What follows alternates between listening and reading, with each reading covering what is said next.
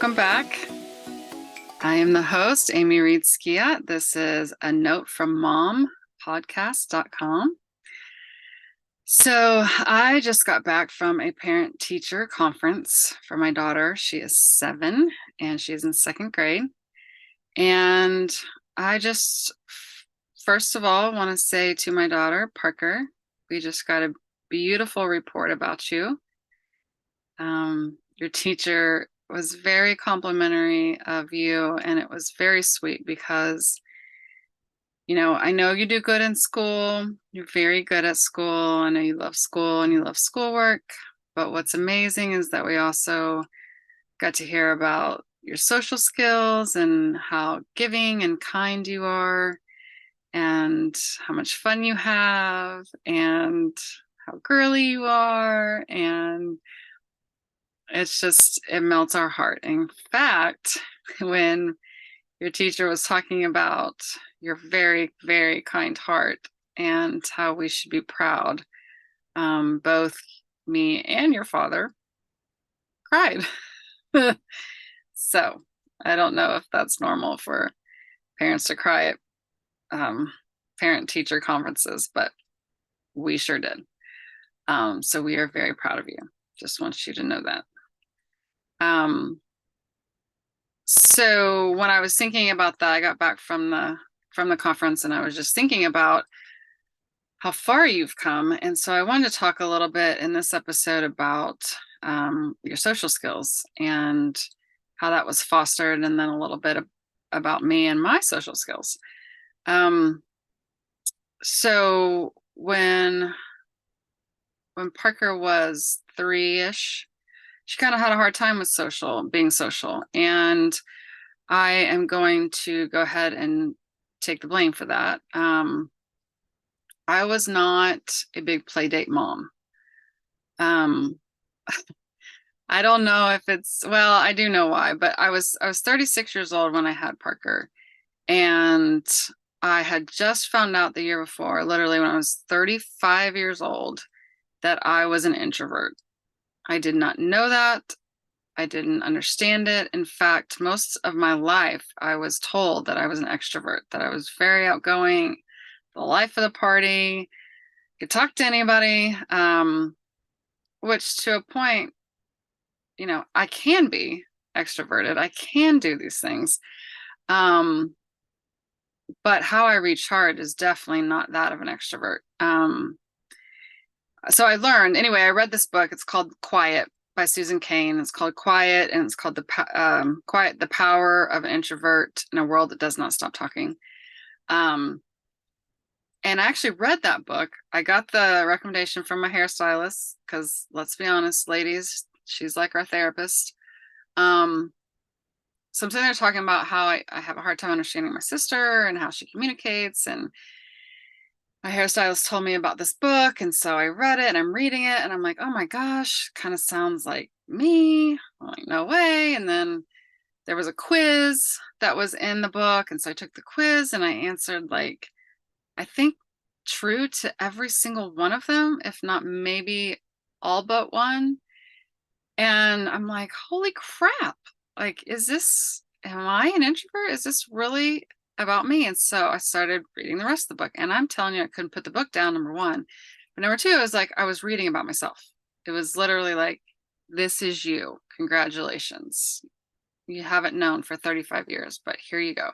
It was like this light bulb went off in me, and it was a whole different way of thinking about myself and how I communicate with others and how I need to recharge. And I realized that I'm not honoring that part of me at all, because I had no clue. So with that said, I figured that out at 35 years old and have Parker at 36, and I start to go, I tried a play date. I tried one.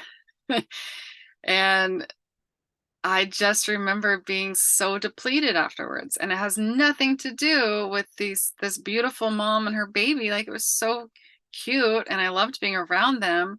But what I realized very quickly is, like, when you have a play date with babies or kids or toddlers that don't talk, it's not a play date for them. Like, yes, they're around each other and they get to like interact, but like as far as the talking is concerned, that's for the moms, right? And I just remember being like, "Ooh, that was a lot," you know? And so it was a lot of talking, a lot of active listening, and it was fine. It's a beautiful thing, and I love community.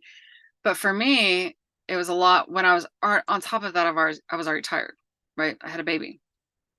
And so I was really tired. And then as an introvert talking when I probably wasn't recharged at that moment, wasn't really sure how to do that quite yet. So anyway, it was a whole lot. So anyway, moving forward, I just wasn't that big play date person. I kind of at 36 had my friends. I had the ones I wanted to be around. I wasn't really outgoing at that point, but just because I was tired and taking care of a baby. So anyway, we didn't do a whole lot of play dates. And so my daughter wasn't around a whole lot of kids, didn't learn a whole lot of social skills until she kind of went to this school. And I remember being at the school and I think she's 3.5, almost 4. And we met with the teacher and she was like, yeah, like Parker's very smart, but she has no social skills. So we're going to work on that. We're going to work on fostering that. And here's what you can do at home. And so we really worked on fostering that. And so the point of me saying that is that 2 things. It's okay if you're not a playdate mom. It's okay. There's nothing wrong with you. Just, it's okay. Also, your kids will learn social skills. Like Parker was very shy. She wasn't around a whole lot of kids until she kind of went to this school where they helped her with that, but she just has blossomed, and that's what made our heart so happy. Is her 2nd grade teacher talked about how outgoing she was and how fun she is and her humor and how kind she is. And anyway, it was wonderful. And one of the things that I was also thinking about when they were talking about the grading that they did for a test that they took in math, and then like English and science and all of that. And I'm just, I wanted to share this because I just remember when I was younger, you got a report card, because I was talking about, in the last episode, I was talking about being graded, right? All the way through grade school. We get graded, and we used to get graded, and then we would go to Chuck E. Cheese and you would get a certain amount of coins or tickets or something for A's and a certain amount for B's and C's, and fun, all good and well, right? And I was like, okay, how do we award grades or good grades, or should we? And there was a point when Parker started school and I actually started getting grades where a family member of ours was like, hey, we would love to like reward A's, right? Like a certain amount for A's, like money wise, like a certain amount of money for A's and a certain amount for B's, a certain amount for C's. And I was thinking, wow, that was cool when I was a kid. But then I was thinking, I don't know if I can do that. Like something felt really weird inside. Like it just didn't sit with me well. I had to sit with it. I was like, I have to process this. And so I finally figured out why I was having such a hard time with it. And I was like, well, what if we have one kid? So Parker's very smart girl, good at school. What if she, just for example, even though she does work really hard, but what if she gets all A's and didn't have to work very hard to get A's? And then what if we have a son who is just working so hard, trying so hard, putting so much effort into his schoolwork, but he's getting C's, right? So he's not going to get rewarded for as much because it's not an A, but he's working harder, essentially, right? He's having to work really hard to get this grade. And I finally just decided, I was like, you know what? I'm not going to award the grade. I'm not going to reward the grade. And my husband agreed, it's not just me, but we would like to reward the effort, right? The effort that you put into these things. And so that got me thinking about that today. So I just wanted to share, because we went to the parent teacher conference, and when I was talking about being graded, it is kind of important to think about like, what are you rewarding? Because I don't even look at the grades. They're not that important to me, but also like I would rather hear what the teacher has to say about my child and how they are treating others and are they having fun, right? Versus what grade they're making. So anyway, I just want to share that just because it was on my mind with this conference. But I will say, I want to go back to the introvert part real quick, because this is a very big part of the external world that I was talking about in the first episode. Like when we talk about our external world, it is very important to figure out how you need to recharge. The fact that I didn't know I was an introvert until I was 35 pains me a little bit, because I'm very excited that I know now. But I did a lot of things that I wish I didn't have to go through or do, because I was an introvert acting like an extrovert, right? So I would go be social. I would do all these things. I would put all of my energy, but I just wouldn't recharge. So then I would end up getting sick or avoiding, it was like a whole cycle. But one of my biggest things, because I was so introverted but was thought that I was supposed to be social in my 20s, really social. Well, then I drank a lot. It was one of the things I did. I drank so that I could go out and be this bubbly social person. And that's I'll be talking a lot more about that at some point. But it was like a very aha moment. We call that in therapy when you like finally figure something out. It was an aha moment when I figured out I was an introvert. And when I finally started figuring out how to honor that by saying I need to recharge, or like scheduling one social thing on the weekend, not something all day Friday, all day Saturday, all day Sunday, I started understanding what I was needing, and I need space like every single night to this day. That's why I take baths, because I need space to think and to process. And I wasn't getting that back in the day. And I just felt very discombobulated. And yeah, so actually when I started honoring the introvert part of me, like my drinking went so much lower than it was. And I started being able to be more present when I did go out and be social, because I had recharged enough to do that. And I started figuring out how to manipulate my schedule so that I was able to recharge, for my clients, and then recharge for my family, and then recharge for my friends. And, I'm going to get more into how I do that later on. But I will say, if you don't know whether you're an introvert or an extrovert, and you can be in the middle, My husband's very much an ambivert, right? It's called an ambivert. He can go out and be social and get fired up and get really like energized by that. And then there's times where he's like, I need space. Right. Whereas like for me as an introvert, if I go, I recharge first of all, foremost, I recharge before any kind of social event, anything I do. And then I recharge afterwards, because that it actually drains me. I have a great time and it fills my heart and my soul, but energy wise, I'm drained when I'm done. So that's when I have to go take a bath, process, be alone for about 30 minutes, recharge. And then sometimes, depending on how big the event is, I have to recharge the next morning. So I would encourage you to either go get the book Quiet and read about being an introvert. I believe there is a test. You can Google like a quiz, introvert, extrovert quiz, take a quiz, answer everything as honest as you can, kind of see where you fit with all of that.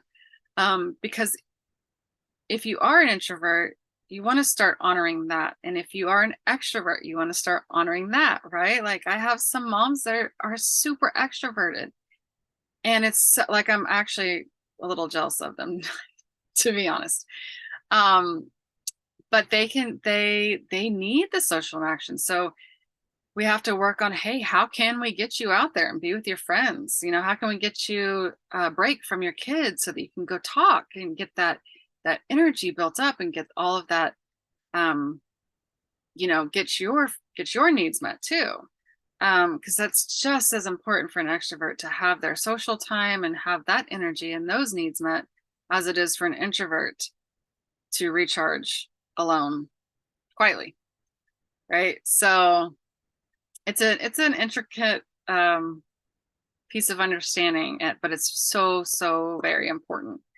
So I would encourage you to take that test or read a book, find out. You probably already know, some people do. I just didn't. Like, I was told I was so extroverted and outgoing. And when I finally started, because that was in my head, I was just conditioned to think that. When I finally actually kind of started explaining that to people, they were like, no, there's no way. That's not you. There's no way. And I'm like, yeah, I need quiet time. And this is how I recharge. So the way I describe it, because some people don't understand, if you're not an introvert, you just don't understand, and that's fine. I didn't understand it either, thinking I wasn't. It's kind of like a cell phone.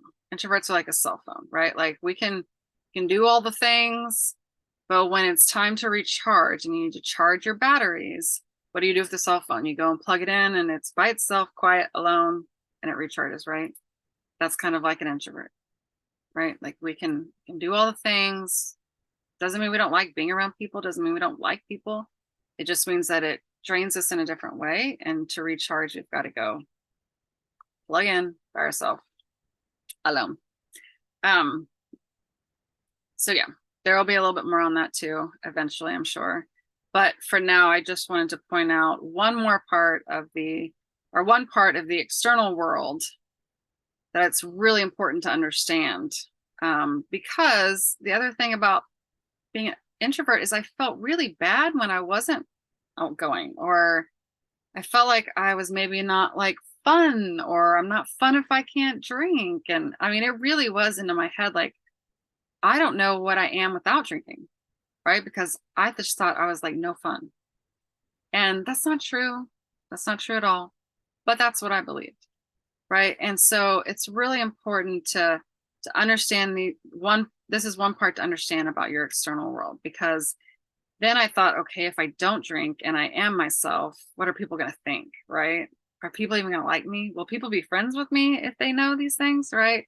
It's a whole narrative that we tell ourselves. And, you know, the better you know about yourself, then the better you can communicate about it, right? So I do tell people, like, hey, I'm introverted. If I don't show up to a party, it's not because I don't want to be with you. It doesn't mean I don't want to be around you. It means I physically don't have the energy. I have not recharged enough to be able to do that. Right. And if they're your true friends, they will understand. I have wonderful friends, and they all get it. They all get that, like, sometimes Amie comes, sometimes she doesn't. And if she does come, there's like a 2-hour limit that she can handle. And then she leaves. And that's okay. I'm usually one of the first ones to leave the party, or the get together, or the book club, whatever it is. It's just because I'm done. My energy bucket is empty. So, all right, enough on that. I'll leave that here. Hope you have a wonderful day, night, weekend, whatever it may be. Thank you for being here. And to my kids, I love you more than the sun rises. Bye for now.